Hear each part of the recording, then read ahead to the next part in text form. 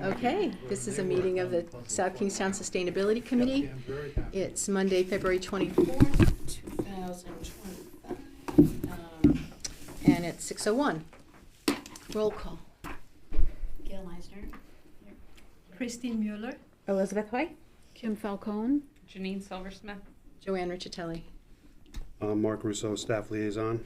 And our guests. Alicia Schaffner. Art Gans, president of Salt Ponds. Cool. Minutes. Anyone want to discuss or Make a motion. make a motion? More appropriately. I'll make a motion to approve the minutes. Any discussion, any corrections? I believe you need a second first. Oh, sorry. It's okay. I'll second that. Thank you. My own minutes, but. Yeah, you just can't second your own motion. We're working these things out. Okay, all in favor? Aye. Oppose or abstention? Okay, correspondence, public comments?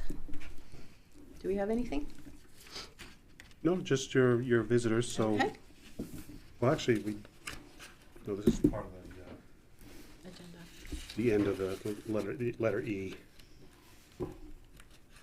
Oh, okay. Yep, so yes, we can move on. All right, let's talk about the Salt Ponds Coalition. Hi. So I did prepare a little quick something, but just to introduce us, I'm the executive director once again, and then I'm here with our president, Art Gans. I figure the two of us are a good tag team. I'll do the show, and then if you guys have any questions, Art pretty much knows everything. So. And if you have insomnia, I'll take care of it for you. Really gearing us up for this.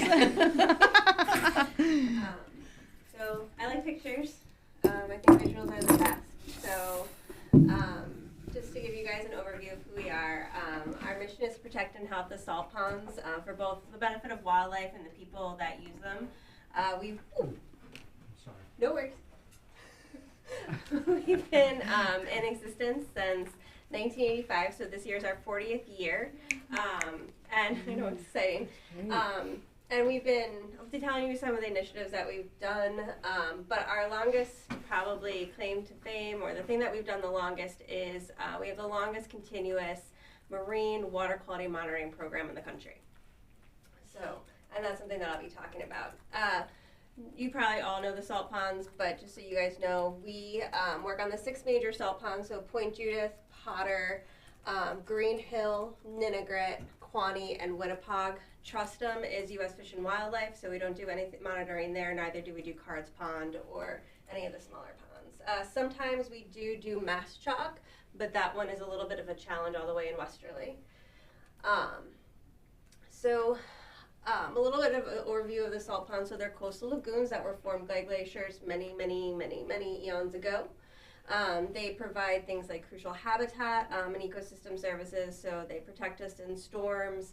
They're a great nursery for young fish and juvenile species, and they also serve as an area of recreation and a way to generate revenue for the local community. Each pond kind of has a different personality. In that, Point Judith is a little bit more commercial. You have some with a little bit of aquaculture, some that are more known for the water sports and sailing. So each pond, I like to say, has a little bit of a different personality. And then the major challenges, they all have their own unique challenges, but they also have some similarities. Pollution, climate change and sea level rise, losses of biodiversity and habitat, which I'll talk a little bit about today, storm impacts, and invasive species. So just to, you guys probably know all of this very well, but I just focused on the 3 ponds that are in South Kingstown, at least in part or in whole. So you guys have the western side of Point Judith Pond that you share with Narragansett. And we are doing some work on the Narragansett side near Harbor Island, but we do have water quality monitoring stations on the eastern side, which is the South Kingstown side. It is one of the larger salt ponds, and it's actually the only true estuary. which makes it unique compared to the other ones. So you have the Saugatucket that flows in from the top. You have the harbor at the bottom, which connects it to the ocean, so it's the only true estuary. The rest are coastal lagoons. You have Potter Pond, which I'm sure you all know very well from the Matunic Oyster Bar. At the very least. Yep. My favorite part of Potter Pond is actually the deep kettle hole that's in there. It's got a very deep area, and it's also got some of the healthiest eelgrass beds still. They're in decline, but overall, compared to the rest of the ponds, they have some of the healthiest eelgrass beds. Where is that deep, Oh, sorry. where is it, whereabouts in the pond is the deep? In the northern part of the pond. There's, Okay, so up near Route 1? yes, Okay. Westcote Drive. that Oh, yeah, okay, area. okay. Just curious, thanks. And then in part, you have the majority of Green Hill Pond. So you share that with the town of Charlestown. They have just about, I want to say, 10 to 20%. 80% of it lies within South Kingstown. And I always kind of joke that this is kind of our problem child. It's got the highest bacteria levels, so it's been close to shellfishing. And we don't always recommend swimming after things like a heavy rainstorm. It does continually have high bacteria levels, especially near Teal Road in South Kingstown. So this is one of the ponds that, at least on the Charlestown side, we've been very active with a SNEP grant and working to replace substandard septic systems to see if there's an impact on things like nitrogen and other impacts in places like Allen's Cove and then Eastern Ninigret as well. SNEP stands for Southern New England Estuary Area Program. Yeah. So they're a sub-function of the EPA, part of the federal government. They're where we get a lot of our grants from. So what do we do to protect the salt ponds? Well, we are the official state designated watershed council for the Rhode Island coastal ponds. So we're recognized by the Rhode Island Rivers Council as being the voice of the salt ponds. And that allows us to do a few things. We can advocate for them on the town and state level. We can work with other partners and on things like restoration projects, which I'll talk a little bit about. We do as much education and outreach to the local community as possible. And then, as I mentioned earlier, we have our monitoring program.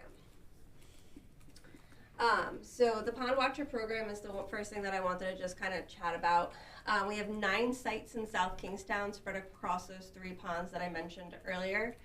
And as I said earlier, we started in 1985 when we needed to fill a gap for the Salt Pond Area Management Plan. They wanted to put a plan together, but they didn't necessarily have all the data that they needed. So that's where the Pond Watchers were born.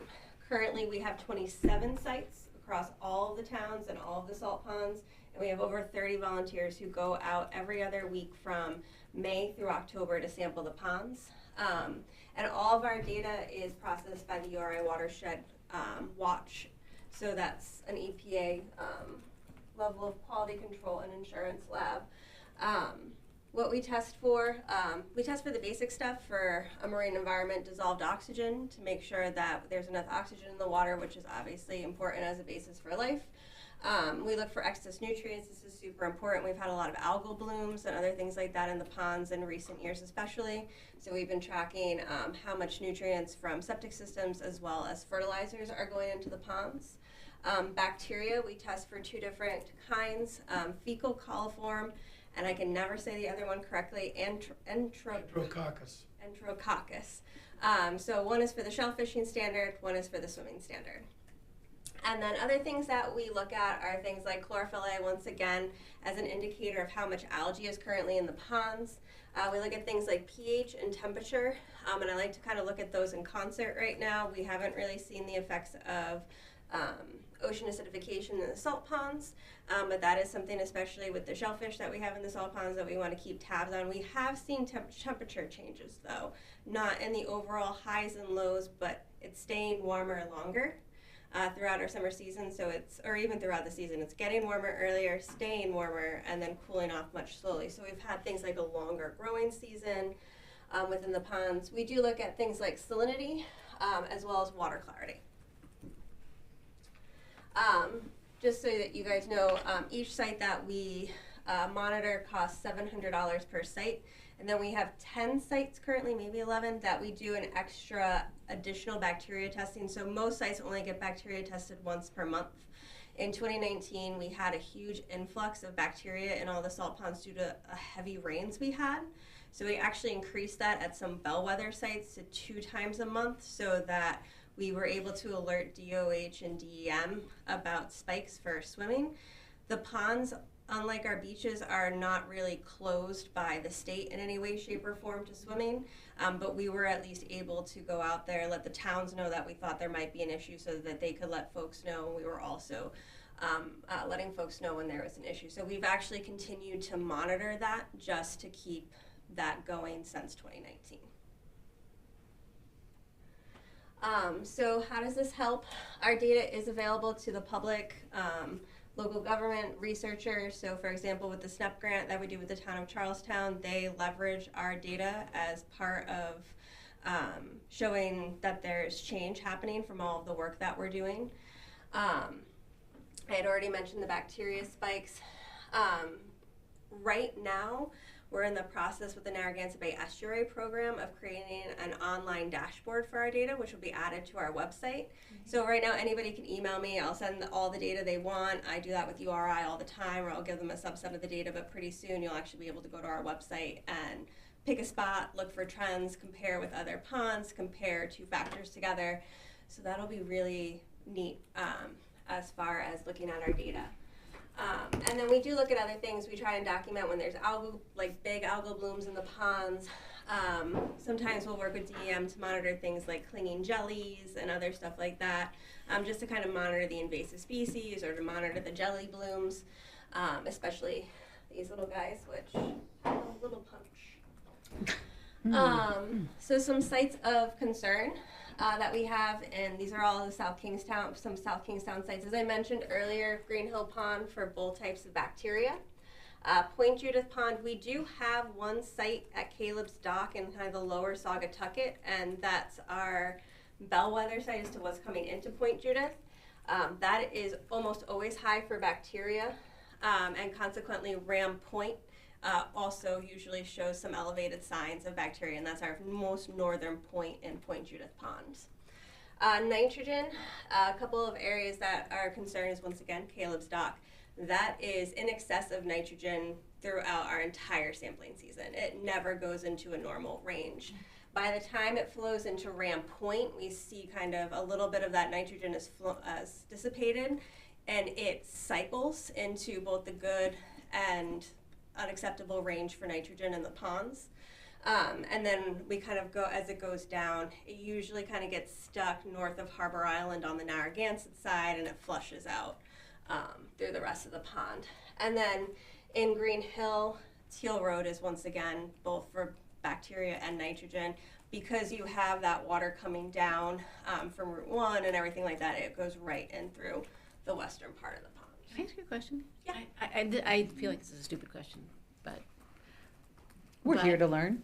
No, but you won't, maybe you all know, but when you're testing nitrogen, earlier you said something about nitrogen from septic systems and from fertilizers. Yes. You can't tell the source of the nitrogen. No, but in ours, no, we look at a couple of different types of nitrogen. But DEM has done studies, and other places have done studies that we know in our area. Usually it's about 80% comes more or less from septic systems, and then about 20% comes from fertilizers.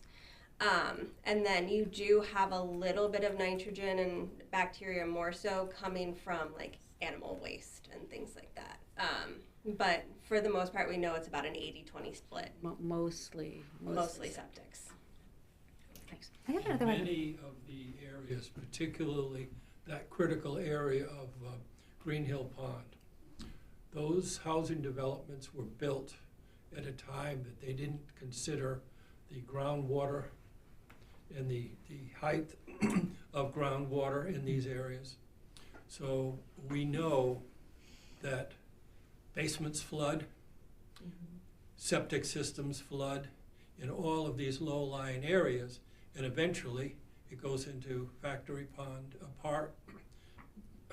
Factory Brook and Teal Brook, which are the pinpointed source.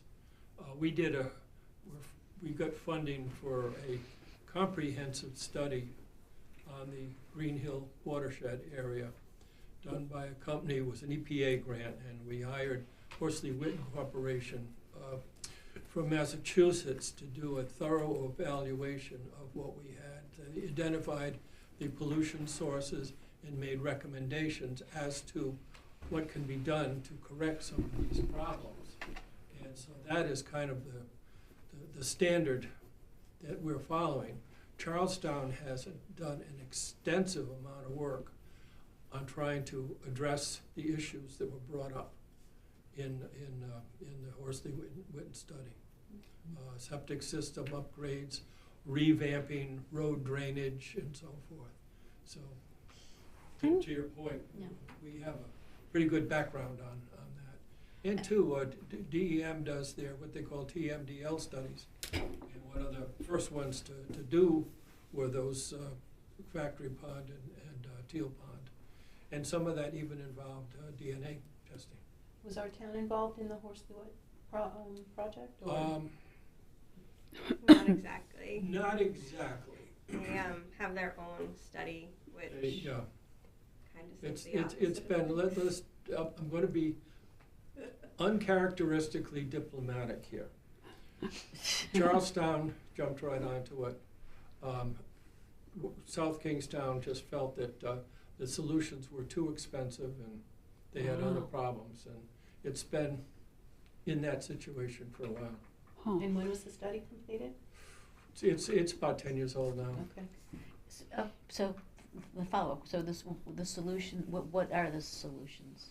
Well, the big picture in these areas, either to have them sewered or put in the OWTS septic systems, all of which would cost major dollars, which is why the town just didn't. But the town in like the early 2000s required anybody within X number of feet of waterfront anywhere to put in like denitrification systems and like completely revamp their OWTS systems. Like, and anyone that lived in those areas was told that if you didn't do that, the town was going to put a lien on your property. Did the town not follow through on that? I don't know.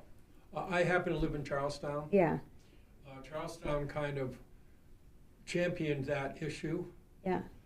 By 2009, just about all the cesspools had been removed from the town, and that system does, follow up. We have a 3-year, every 3 year, the septic system has to be inspected, Right. and if necessary, pumped. Anything that is failing would have to be replaced by an OWTS system. So the two things that I know that I've gleaned from working with some folks at URI too, like Alyssa Cox, who does a lot of septic work, is they have done septic inspections and things like that down here in South Kingstown, but it's not usually as consistent. But the other thing is they don't. So she's been trying to work to map out what systems are where throughout the state, and she cannot get the data from here. So we need the town to release the data and to be better on their inspections. Correct. That would be the hope, because she needs to, in order for us to really be able to calculate what's in the ground, we need to know what's in the ground. And currently, and South Kingstown is not the only town where she can't get that data, but it's very hard to get. So it's one of those, is it because it doesn't exist, or is it because we're not getting it? So, and that's something that's beyond the scope of our SNEP grant, because that's only in one sub-watershed. But as a whole, she's been working on that through her lab to kind of figure out where the substandard systems are. We know most cesspools, like Art said, are gone throughout the state, but we do know there's a couple. Well, okay, they're supposed to be gone throughout the state. But we, like, even doing the SNEP grant, we did find a cesspool that had a direct linkage into Allen's Cove, or a pipe basically that was a direct linkage into Allen's Cove. Like, there was no septic system, there was no cesspool, there was no anything. It was the old school, like straight from the toilet right into the pond. So that's one of the problems is they asked her husband took care of the house the entire time. He passed away. She was, older in age. She was like, I don't know what kind of septic system I had. I've never had to fix it. Oh, I wonder why. Because there's nothing there. So they discovered that when we were doing the SNEP grant. So That's part of the problem is we just don't know what's in the ground. But that was an SK, you said? That was in the Charlestown side. So we don't know what's in the SK side, so we've been working on this half without kind of knowing what's going on in the rest of. Because theoretically, like if you're not on town sewer, Yes. there should be information every 3 years put in directly by whoever inspects your OWTS system. And the town should be flagging it if there isn't something entered every 3 years. Correct. And I know when we started digging around, I want to say 7 or 8 years ago, somehow we triggered one of those inspections because we kind of complained that we didn't have the data, and then suddenly there was an inspection. Then I had a couple of members who were like, we've never had to submit this data before, like, what did you do? Type thing. So it's not that's just my understanding, and that's anecdotal. From what I've understood from Melissa and her trying to get that database together. I would love if I did hear that it was like every 3 years. Because I mean, that's what I have a OWTS that has to be, like I know that if I don't submit every 3 years, I get a letter. Right. Which And like that's my two in company or Northeast. whatever just automatically like submits the information for me. So I Yes. like forgot that my like thing hadn't been, whatever. Like it Well, just fell that's off. one of the things that's tagged in with the OWTS systems. They have to be maintained professionally. Right. And that data, has got to be I know it has to go to DEM, and to what extent it goes to the town. See, Charlestown also has, first and foremost, Charlestown has no town water, no town sewer. Charlestown has a wastewater management director that is responsible for these kind of things. The wastewater situation in South Kingstown goes through, because you have the sewer, it would go through your Department of Public Works or whatnot. So there's a whole, a different thing there where they are focusing primarily on the good operation of the septic system, or the sewage treatment plant, and not going after a lot of this individual But stuff. I'm sure less than a quarter of the town area is sewered. Yeah, Yeah, it's really small. Maybe even less than 20%, I'm not sure. I mean, it's, Yeah. I mean, it's just the You don't core have a area sense. that has Yeah. sewers. And in town. Even more people have water than have sewer. Like our water system's more expensive than our sewer system. So Yeah. do you think that the septics, I mean,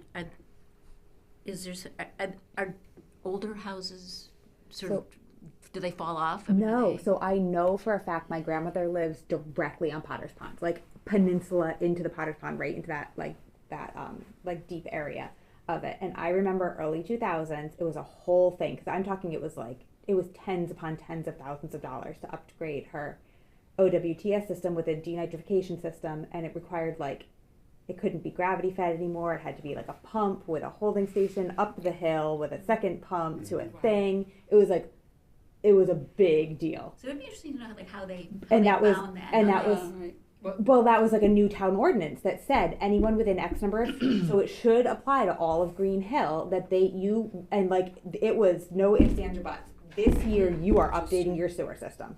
You can pull a second mortgage. You can do this, that, and the other. It was like a line in the sand. You had to do it, and so she did it. But it doesn't sound like Green Hill did it. So I'm kind of curious to hear more about that then, because everybody that I've talked to, I know upon conveyance in coastal areas, you do have to upgrade, from one cellar to another. If you upgrade your home, you have She to was do a it. continuous owner from But the 80s. That's interesting to me that happened, because everybody that I've talked to there's no memory of that. She was not happening. happy. I can imagine. I remember. It's intergenerational trauma here because you're like, I know everything. I'm like, how do you know all this? Yeah. Now I know why. So that is something that I'm gonna look into. She did and not ask stop around. fertilizing her lawn, though. Oh. I tried. She's dead now, so I can say it. I would have said if she were.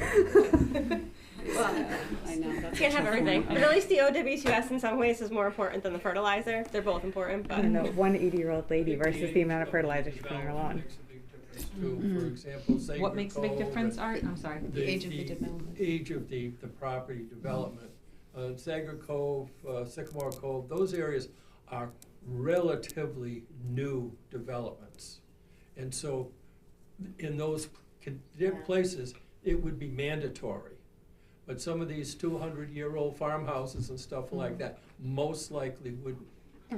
If they're not, maybe they're not pond front, I mean, that's, Close enough, yeah. I have no idea what, I don't remember what the like exact thing, but I know there's a town ordinance that like exists that it sounds like we're obviously not. I'm gonna have to look at that too. Yeah. Yeah, something new came in like early 2000s that it sounds like we probably had the best of intentions and maybe didn't like put the enforcement power behind or something. I'll have to look into it. Well, the thing is too. Well, I don't know if this applies. Oh, I'm if- sorry. A property is being bought or sold. There's a mandatory disclosure. Yep. And if there's something that isn't quite right, some owners are probably not going to step up to the plate because they don't want to have to disclose that. For example, in Charlestown, we did a drinking water survey. And not all people would be willing to have their water tested because they might not have a good well. yeah, but they're drinking it. Right. I mean, it's their water, it's what they're You know, consuming. There's a lot of it that doesn't pass what I call the common sense test. And so lot of many that. of these are. But getting back to the OWTS systems, Alicia and her group are working on some alternatives that are much more cost-effective. I mean, the typical OWTS, as you said, pumps and whistles, and Lord knows how much it adds to your electric bill. Oh, yeah. But the new system is being explored, so. So there's a new system called the layered soil treatment area system. So it basically uses things like sand and wood chips and other things to culture the bacteria, the same ones that you would find in one of the fancy denitrification systems. And it has almost the same, if not better, efficacy than one of the denite systems, and it costs about a third of the price. So instead of a traditional leach field, from what I understand, they would actually do this layered soil, and as it goes through this leach field, you might, depending upon how high your water table is, sometimes it'll have to be raised a little bit so that the water has enough room to actually go through and filter. But they're finding a lot of success in Barnstable, Mass, and other places like that. We've had to stop putting them in for now because DEM let us put them in on an experimental basis. But there's one number that, and I am not a chemist, that is off, that for these systems doesn't really matter, but they're judging the systems as if it's a denitrification system. And because that number is out of line, so they're petitioning DEM to evaluate the LSTAs by a different standard that actually judges the LSTAs appropriately. So it's an uphill battle, and denitrification system companies obviously do not want the LSTA systems because a lot more people theoretically in coastal areas would benefit from this because once again, they're about the third of a price, but they do the same thing. So that's something that we're still battling. Mostly Matt Dowling from the town of Charlestown is battling that tooth and nail with DEM to see if he can get those systems reapproved. That way we can put more in, and that way we can do more extensive testing. But the ones that we have in are functioning beautifully. So How many do you have in? What? How many do you have? I think they did 4 or 5 before they had to stop putting them in. In Charlestown or in Charlestown? Charlestown, right on. It's in that part of the Green Hill Eastern Ninigret, like right in between those two ponds. That's our sub-test watershed that we're doing all of this work in. When you say that they're working, like I know they like take samples and everything. Did you see, or was it not enough of the total that you saw any like downriver effects? That So we have seen some effects because we've actually been doing this work even before this grant under a separate grant, putting in more septic systems that are denite, like traditional denite systems, but the town was able to subsidize them. We have seen a downward trend in nitrogen because of those systems, and then some rain gardens and other nitrogen control systems that the town put in certain hotspot areas. So we've seen a downgrade already.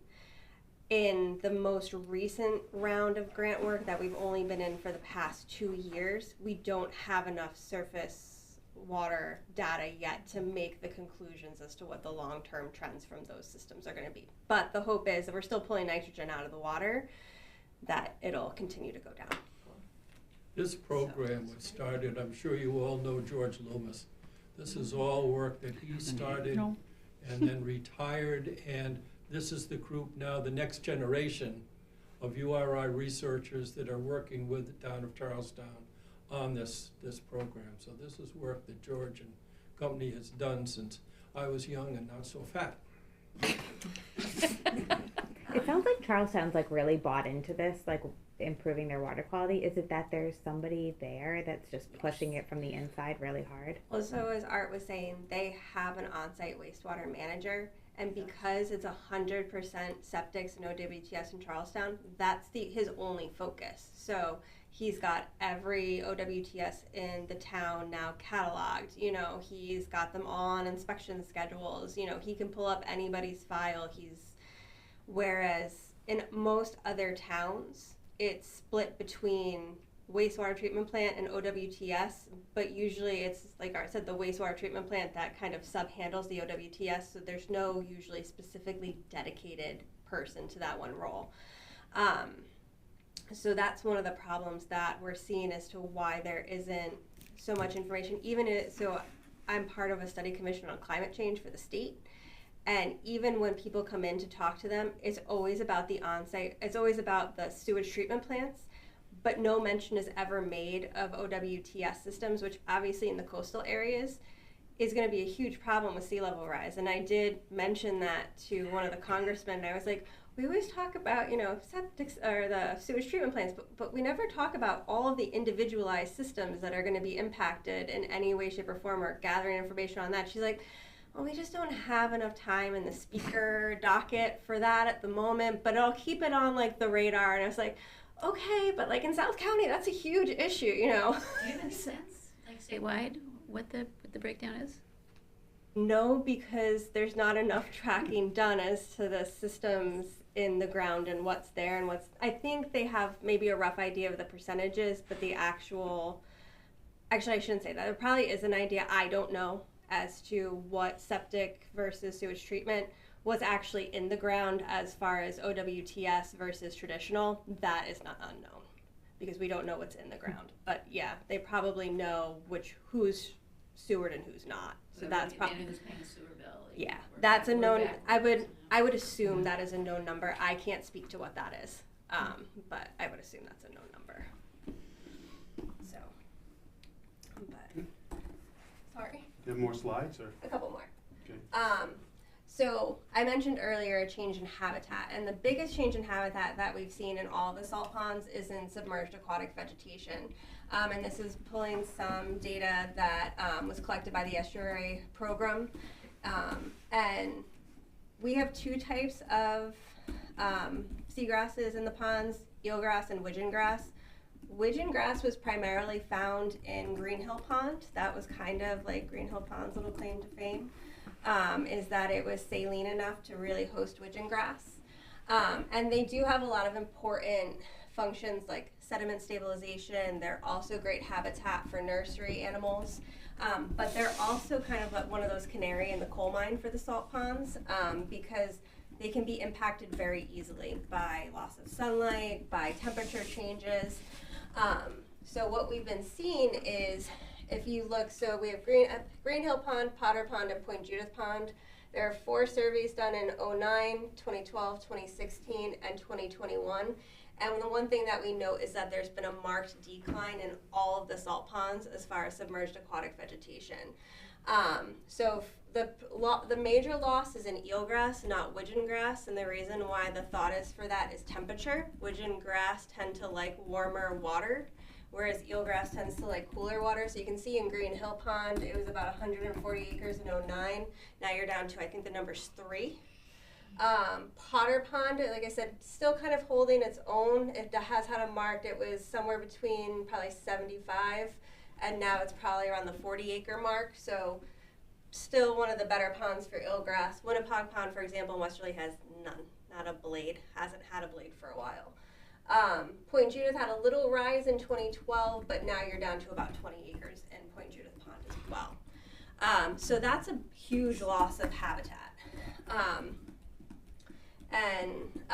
So like I said, it's mostly probably due to nutrient enrichment. So all of those nitrogen going in is creating the algae that's essentially smothering the grasses below. And just to, I love maps. So just to kind of give you an idea, this is where all of it was in 2016, and you can see those super dark areas is where it remains in 2021 in Green Hill Pond. The hatched areas, it's still there. You had a little gain here, but all of that green is gone. Same thing with Point Judith Pond. All of that green is gone, and you're left with these little dark patches throughout the pond. So it's really been a major loss in habitat. To give you a perspective, by all means, I'm the oldest person here, and I did a lot of the eelgrass surveys by diving. But in the 70s, 60s and 70s, these ponds were so choked with eelgrass, you couldn't run a motor through it because it was that thick. Back in the late 70s, when we were doing a lot of scallop work, the scallop harvest that came out of these ponds through the dense eelgrass things. So this data gives you this much history. Yeah. But the history that goes way back is significant. I'm going to say you probably got less than 10% of the eelgrass coverage in the ponds than you had in the 70s. So to that end, we try to advocate for things like we've already talked, reduction of fertilizer use, increased native plantings, upgraded septic systems, well-sited and maintained aquaculture leases, any efforts to combat climate change and sea level rise, including the marsh restoration, which we've done on both Quaney and Ninigret ponds with partners, careful boating, of course, and restoration of various salt ponds features. And just because, like I said, I like pictures, this was from a shellfish restoration we did in 2020. Marsh restoration that we did, I think that's Ninigret. We did one in 2016 and one in 2018 for the Quaney and Ninigret. Eelgrass restoration, which I will admit was done before my time and is not always successful. Eelgrass does not like to be planted and it's super finicky. And then this is quite possibly one of my favorite pictures. This is where they were dredging to get the soil to restore the marshes, and you can kind of see the little dredge boats, Pac-Man style, eating away at the sand. And then, just so you guys know, if you have kids, grandkids, friends, neighbors, we do host programming for both kids and adults. We have family experiences during the summer, our salt pond safaris. We do camp programming. We also have field trip curricula that we designed so far for grades 3 through 7. We're going to hopefully expand to the rest of the grades, but we haven't quite got there yet. And what we did was we took state science standards and we created programming around the state science standards, so we're reinforcing concepts that they're already learning in the classroom. Toward adults, we've done things like guided beach walks, bird walks. Last year we had our first one. We have another one this year. We normally do a few guided paddles every year. And then we have some speaker events. So last year, like for example, we had Steve McCandless come talk about the Breachway. But I think this year we're going to have Peter Payton come talk about birds. We're going to be doing an art program for adults, things like that. So if you know anybody who wants to become a member, saltpondscoalition.org. Always have to put a plug in there. And then we do have lots of fun stuff coming up. As I mentioned, it's our 40th anniversary, so I'm going to try and have this summer be chock full of events. So Salt Pond Safaris, I think we're going to do a paddle trip with Green Hill Pond once again this year.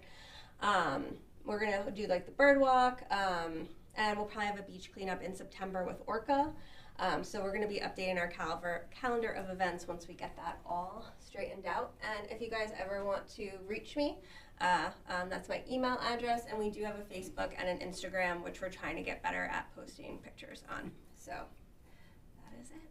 Thank you. Thank you. By the way, AI says that roughly 35% of homes in Rhode Island have septic systems. Okay. that's AI. Take that with a grain of salt. It seems to know more than I do, though. So, just saying. So hydrilla is just fresh water, right? Nice puppy. Nice puppy. He's since moved on to the Rainbow Bridge, but I can't. He's still my Rainbow baby. Bridge. Oh, you're not a pet owner. You don't No, know that term. made me sad. Well, well, thank you for coming. That was awesome. Yes, thank you. We'll think about it, process, see if there are things that we can think of that we can do in South Kingstown, or maybe try to find out, or we'll talk about what kind of follow-up we might be able to do. We might be back in touch.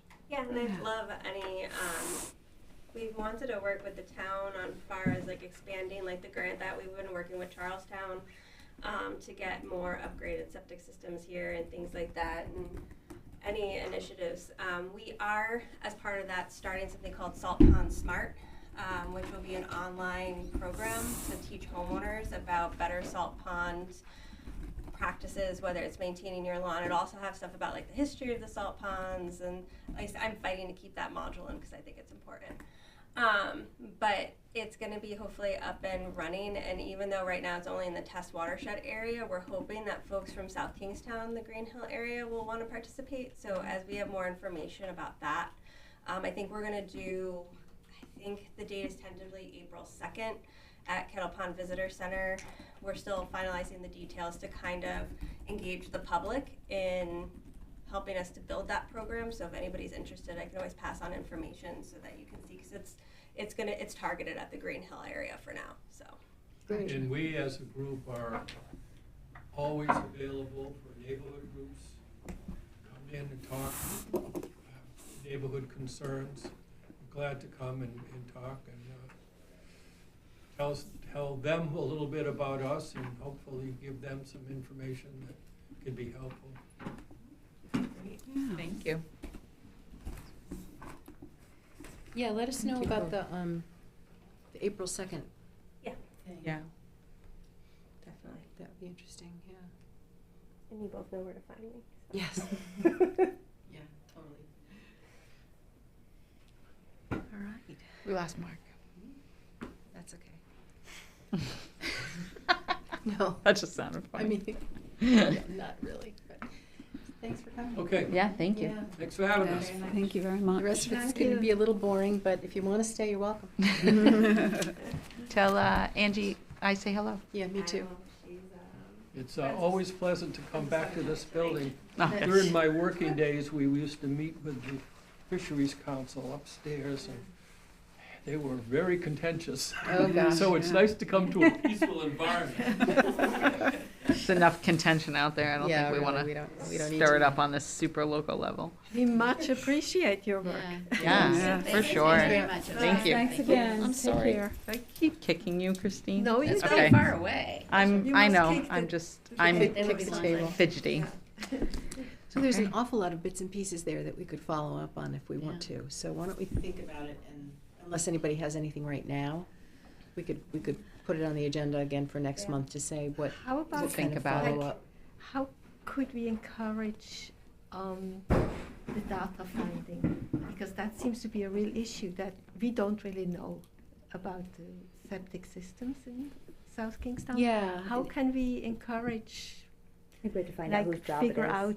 Yeah. And follow what, Can- find out what our ordinance is and if we're following our ordinance. Yeah. Can you tell us Yeah. who to either be in Well, touch that with? would, that would be through Rich. But I think it's a little far outside of our sustainability realm, because I think they have a wastewater committee. Not exactly sure Oh, what do the they? name is, but A I town just, committee? a what? A town committee that deals with that? Well, you have to talk to Rich. Okay. You know, she was speaking, I saw this poster on the wall here for the on-site wastewater Oh. treatment Oh yeah. critical areas. So somebody had to come Somebody's up with thinking that. about it. Yeah, Yeah, it just kind of dovetails into what we've thought about already with water resource protection. And, right, I think like Elizabeth is right, we can find out who's doing what and Mhm. then And make a pass it along. suggestion, Yeah. yeah. I like your idea though to return to it. I like to think about these things and Yeah. then we can have a brainstorming Yeah. session Mhm. next time that we don't have time for tonight. No. Okay. So other follow-up, the water resources article, has everything happened the way we thought it would, or It sounds like what's it may going on? No. No. So of course, I went on vacation just after Colleen gave me instructions on how to put it all up on the website. And in the article you sent me, I couldn't open it, so I had to send it to IT to have them open it, and then they put it on my, anyway. After Colleen told me how to do it, I went on vacation, so of course I forgot all about how to do it. So I've got to get with her, Okay. and we'll put it up. It's ready. It's ready. Shall to I go. resend it to you? No, you don't have to. It's now on it's in my folder, so Okay. on my department folder. Uh-huh. So yes, it's ready to go. It's just I got to know what steps to take to get there. I totally She showed me understand. real quick, but it was like all over. Yeah, and then you went on vacation, And then so so you're, right. At least put it in writing. I can do it in writing. I can follow instructions. Okay. The next is the EV charging station list we came up with. Did that get to Luke? Did he have any feedback? Does the grant still exist? I don't even Well, know. I don't know if it still exists or not. I know we're outside the. Probably you wouldn't get to apply now because I think it's the end of this month. Yeah, it's too late for now unless he's done something already. Which No, I can't no, he imagine. he Yeah. didn't have time. It was Yeah. contract negotiations and so forth. So, yeah. Plus, we don't know what's happening at a federal level either. So, Yeah, I think now's Yeah. probably not the time to put a big push on that. Well, at least we did the research, right? Yeah, And so then there's some resources in case it ever mhm. when you it know. when when it comes up again. Stay hopeful. Yeah. Although the other thing I think we could do on a gradual basis is, well, but it really kind of depends on grant funding, is to try to get in touch with the landowners of places on the privately owned list and say, there was this grant, keep an eye out, or, or maybe when a grant comes up again, to do that, to try to do that kind of outreach, just to say you should be aware that, a private landowner is eligible for this grant as well, and we think that your spot is a good place to do something like that. So listening to you, it feels to me like we may as well front load it if anybody's got the energy to do it, right? And if we have, rather than wait, I'd be happy to try to reach out to. Yeah, so Mark, what do we need to go through? So if we were going to send a letter in the mail, as odd as that is, to owners of properties where we think EV charging stations would be wonderful to site there, do we need to run that by? Yes. Yeah. Okay. You just can't reach out to private companies and so forth. So, without the town manager knowing Okay. what's going on. All right, so maybe what That's we'll all he do is wants to like know. draft a letter and say this is what we would send out Mhm. on, and what would we send it on town letterhead as a We could, sure. Really? Okay. Just to say that there was this grant opportunity, now that's gone by, we'll keep our eyes out open for other grant opportunities, but, your place would be a great one if you wanted to take advantage of this funding if it comes around again. I think it's. I'm thinking if I got a letter like that, I'd probably be like, well, but there's no funding now, so Right. why are you telling me now? I think it's better to say We have money. there's funding and private entities are eligible. Okay, I just so we need to know whether or not there is Just as funding someone who anymore. lives off of grant funding. Yeah. I'm just like, why are you telling me this now? I Okay, think it'd probably just wait. but what we could do is draft a letter and get it approved by the town and say when it's appropriate to send it out because there's funding then, because if we waited till then, it would be too late. And That's true. yeah. Yep. So we could do that if you're still up for continuing on that. Yeah, so the other thing is, that webinar that was supposed to be a Q&A, when I reached out to the people that were doing it, and I got nothing. Like, so it makes me wonder. What did you ask? I just there was a Q&A scheduled. It was. I got a notice saying it's been rescheduled or postponed or something. Oh, yeah, And no follow up. So then I reached out again and said, "Is there a date?" because It's everyone's gone. frozen. Everyone's right. Yeah. Yeah, gotcha. Mhm. Great. Okay.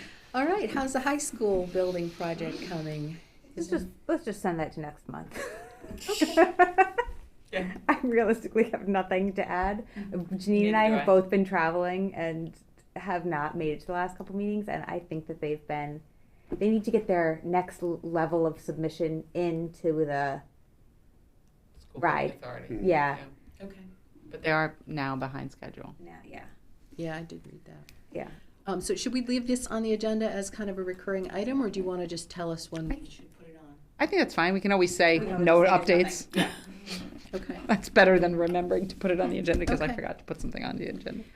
I sent along a very, very small, vague, I just think we should have, there are a couple of things that bothered me about the way the committee has operated in the past. Mostly, mostly people have been good about saying they can't get to a meeting, and that's been fine. But still, it's nice to write it down so new members can know what's expected. But the resignations at the drop of a hat just have really thrown me. So it's like, wait a minute, you can't just like go now. There should be some maybe opportunity for feedback or thoughts about what could be next, or to just have a little bit more from people who are leaving, and have a little bit of leeway. Yeah. Heads up. Heads up. Yeah. So I think 2 months is a reasonable. You should know if you're going to be wanting to leave a committee. Yeah, like I 2 months agree. before when you're Yeah. doing it. The next one about conflict of interest. I don't know that is ever going to come up, but it's just nice to say because it's something that should always. It is part of, I wonder if this language is in line with the conflict of interest, I don't know what it would be called, like protocol or whatever. Before we're sworn in, we have to look over that conflict of interest. Says we don't have a conflict of interest or something. Yeah. We do that. Oh, well, we do that before joining the committee to say, oh, I don't have a conflict of interest in joining the committee. Okay, gotcha. And so this would be about individual items. Things Yeah. that come up, or even just Yep. to disclose any, personal connection to Yeah. something, even if it's not a conflict of interest, but just anything that's relevant. Yep. And I suppose there should be a few other things, but I don't know what they are. So, Wait, what's? Well, no. Well, two things. One is this is not that. But who said that there's a town policy that you can't be on two committees? That's what I thought. I I thought I read that somewhere. yeah somebody told me that once. yeah. How about just, you shouldn't be on two committees anyway. Well, as I think about it, it's like, yeah, no. I don't know. Wow. But like, yeah, I do have we all have some conflict of interest. You do, I do. Potentially. Well, I think we should periodically, and maybe even at the next meeting, since Kim is new and doesn't know us all. We're all kind of new, but to just restate, who you are, where your background is, what organizations you are either currently or previously involved with, so that as resources as well as potential conflict. So I think that's a good thing to do every now and then. And why don't we do that for next month, to just do a kind of a member intros and just talk about who we are and what we know. And not that it's necessarily That'd be quick. yeah. No. But other suggestions of what should go in this kind of, how do we want to operate? We don't need like how to behavioral stuff. I do have a couple of questions. Because that's how this whole thing started. Because I was not knowledgeable about certain things. For example, we talked about, like, I think 3 meetings ago or so, we couldn't quite finish something. And I said, well, couldn't we meet like in between, like have a Zoom meeting? Because we didn't have the time here. But then it was said, no, we cannot do this. And I did not know. So we should know that we cannot do Zoom meetings. In Right, between, so you know? open meeting So laws. yeah, so we follow open meetings laws. So Right. so our agenda needs to be posted generally a week before. 48 hours. 48 hours. So, I mean, and again, along those lines, like there was one time I really wanted to be here, I couldn't be here, I was on vacation, I was like, can I Zoom in? And but it's interesting because on the minutes, I think that's a leftover. I think it's from left over from. it's a Mark. tease. Oh, from Yeah. Want me Mark to, Kraft. I'll get rid of it. Why don't- I'm still yeah. using his template. So are we not you allowed cannot to? do It that says anymore. phone or video. I don't know if we're not allowed to. No, What, we're not. it was like a temporary, like, Yeah. emergency order thing, right? Exactly. All right, Oh, I'll get rid during of it. COVID or something? Yeah. Okay. This is what Mark sends in Oh, when it comes the up. attachment that is on Okay, it. I So didn't I look at none know of it's the kind of letterhead, silly, I just but I saw it have was a to print document. Okay. out things I for can this print that meeting, out, or else too. they don't happen. Okay, So these are the minutes. So So that's he'll not always send necessarily out. open meetings regs. That's That's- town regs. Yes, exactly. And I think it's Secretary of State too. I mean, they don't, there's no Zoom meetings anywhere. Okay. See, this is all I got. Yeah, they just did it during COVID. It was This is an what I emergency order. Right. Yeah. Yeah. What is the, I think technically, as I'm literally sitting here about to send you guys all the link for the OWTS stuff in the town, I think open meetings that were not, I think there's a issue with us actually sending emails and like communicating even via email. Isn't To there? each other. I just Is went there not on that one. to each other? I think only if it's above, Yeah, we're not. only if it would constitute a quorum, which But like, if I send an email right now with a link to the town's OWTS management ordinance, is that To the rest technically, of us? like, does that? We just can't have discussion. Discussion about it. Yeah. Really? So We can't yes. have email discussion? that's why if you ever email a town, the whole okay. town council, They won't they'll reply. reply only to you if they reply. You know, like if they can reply or want to reply, they'll reply only to you, not to the whole, because then it's starting the discussion outside of meeting time. So we can send things out. I think at one point, Mark de Morinville told me, send it to you, Mark, and then send it out. And I was like, I don't, just don't, yes. don't do that. Just make more emails and steps. Right, so if you respond, just respond directly One to person. Janine. Yeah. So that's something. So I think that we should go in there So it's not because a that's discussion. Interesting. something unusual that we need to know. You know, and I mean, we did some of that with the forum where we sort of had back and forth outside of. No, it was it was but a it was subcommittee. smaller Forum. subcommittee. So So that's- subcommittees are allowed to that's meet. So okay. a subcommittee has to be less than A majority, Well, quorum. yeah, less than a quorum. less than a quorum. Yeah. And a Kim, do I quorum see your is email address majority. there? Just so I can- No, I don't have you is, yet. so quorum for Is us now is 3 or 4? You have, You have seven's 6. supposed to be on the committee, so a quorum would be 4. Even if it's not full. But if you're only 6, 3. yeah, 3 is a quorum. No, 3 is not a quorum. So No, it's 4. It has to be at least one more than 50%. so I need my subcommittee scribble. can be 3. No, but we can't have a subcommittee of 3. We figured out. That's when we only had 5 members. That's when we had 5 members. So now we can have 3 max with 6 members. All right. Mhm. Yeah. So it's either a subcommittee or a quorum, but they can't have it. So subcommittee can be 3. Quorum is 4. But And if if we get bigger, if it's 6 people, right? So if it's 5 people, a subcommittee is 2, a quorum is 3. Nobody else quit. if we, Yeah, right. but if we had 7 though. But that would stay the same, It right? would stay the same. Four. It would stay the same. Yeah. Okay. Okay. With 6 to 7 on the committee. It's just you have to think of it like majority rules. Okay. So in any group, like if we were to vote on something right now, we don't really have voting power for this, but if we were voting on something right now, and we split 3 and 3, then there would be no clear winner. So think Right. about that in terms of Right. like how big a subcommittee can be. So Okay. 3. So 3 can't do anything on its own, right? Okay. All right. So send me any other suggestions. I Are think there? the setting of the agenda, like Uh-huh. that the chair of the committee, you know, does the kind of the call for, right, there's that, So like a week ahead is what Yeah. I Yeah, was, it's which is great. usually the Tuesday before. okay, so the Tuesday before the Monday meeting. All right, and then, So if, and copy you and then everybody, Can Can- reply to Mark or, with, or apply to everybody even, right? Yeah, Just, just yeah, with- not making a discussion, you just. okay. right, just agenda. Mhm.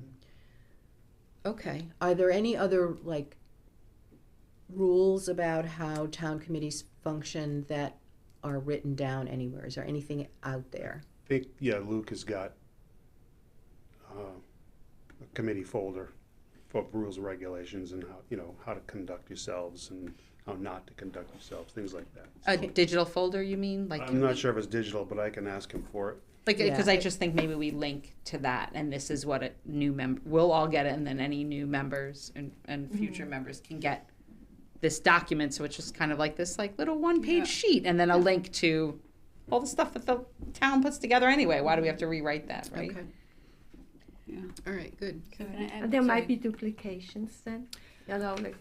I think we take off of our own committee whatever is in all committee. Yeah, right. And then these are just special to us, because I'm sure, I don't know if it says anything about resignations and notice and any of that in the meet and the other ones.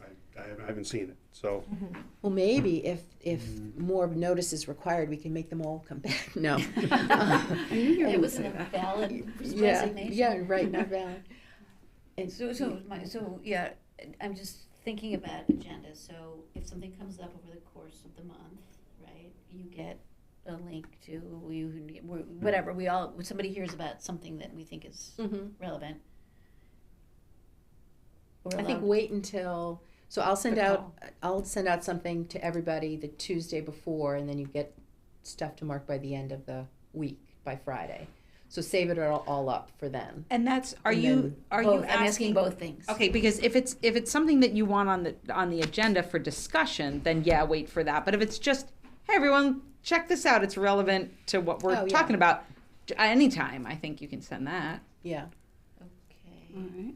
Like, compost conference is coming up. Right. Hey, sustainability That's committee, exactly what compost I'm thinking conference is about. coming up. So I'm sorry, I don't have a great brain today, excuse me. But, so when Elizabeth was like stopping and saying, can I send this link to everybody, and does that count as, conversation outside of, No, it's just The meeting. informative, it's not conversation. Right.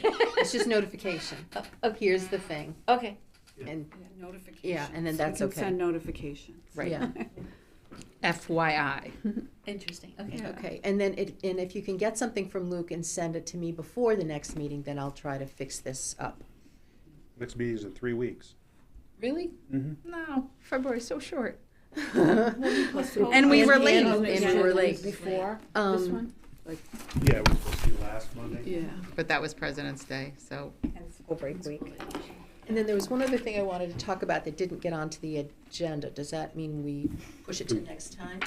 Okay, next time. New committee search, any other ideas? We need one more person, and we don't know of anybody in the pipeline. Are you official now, Kim? I am. She's, You're Yay. official. she's just You swearing get your in. name Have on we the not top talked part of about- the minutes now.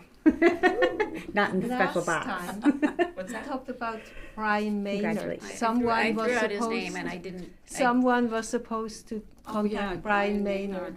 I did not, I'm sorry. Oh, that's I- okay. We'll do it again next month. And then, no, I was gonna Joanne, suggest Pam Rubin, if I'm not sure she's back from Hawaii. I said not Stinker. yet, don't, no, she was leaving like now. Did she just Oh, retire? okay. Oh, no, Is that- she's there. I mean, Oh, she's she is been now. there. Okay. she's on a trip or doing more work? Yeah, like a No, month-long on a vacation trip, or like something. on a retirement trip. Good. Yeah, Did she- Okay. no. So the town clerk has asked for updated contact information, emails, phone numbers, and addresses. Okay. So Okay. I'll send this around. I'm sure yours is up to date, but if you want to put it on anyway. Okay. Here you go. Oh, thanks. You only have to This tiny put the little pen. information in if it's new, or they want to have it in either case. Oh, if you can just say it hasn't changed, that's okay. fine. But they've found that there's been a lot of disparities, and yeah, nobody's updated it. All right, so I'm sending might just everybody be the a good idea to town, put it. I don't trust. the Muni Code link. I just sent to everybody about the OWTS like regulations. The Concom is the one who oversees. Conservation Commission? Yeah, so they, and I've forgotten this, any that are like, anyone that's requesting like, kind of like leniency in the code, like they want to be a little closer to wetlands than they're supposed to be, they all go in front of the Concom for that. But then there is this, just lost it, there is the whole thing, there's like a OWTS management district, and there's an OWTS commission and program. And the program administrator is the public services director, so that's Rich. okay. He's the program administrator. But then the Concom is the like commission that oversees stuff, but it sounds like it's Rich's like, obviously the Concom doesn't like day to day look at all of the inspections or anything. It sounds like that's somebody, I'm sure not Rich himself, but somebody under him. Okay. So Christine, the information they have is so old, your name may not be on there already, so please, yes. Okay, I'll put mine. Please put it on. I know, I was like, we're just gonna send it all. I just wanna say for new member search that I came onto this committee, I was the only femme identifying person, and now we've completely outnumbered you, Mark. Wow. I started a wave. I was like, we should probably get some more women on here, and then it was like, everyone just left. I was like, okay, I wasn't that rapid. It was over 2 years, but. So are we at March 17th for our next meeting? Yes. Is that what I'm looking at? Okay. St. Patty's Day. Mm-hmm. Is it? Yeah. Yeah. I don't do St. Patty's Well, Day, bring but I the just thought I'd say. Let's have beer. What? Let's have beer. Bring the green beers. It'll be after my summit, so yes, I think I can do that. Okay, cool. All right. Not during the meeting. I did not mean that. A motion to adjourn? So moved. Second? Anybody want to stay longer? All in favor? Aye.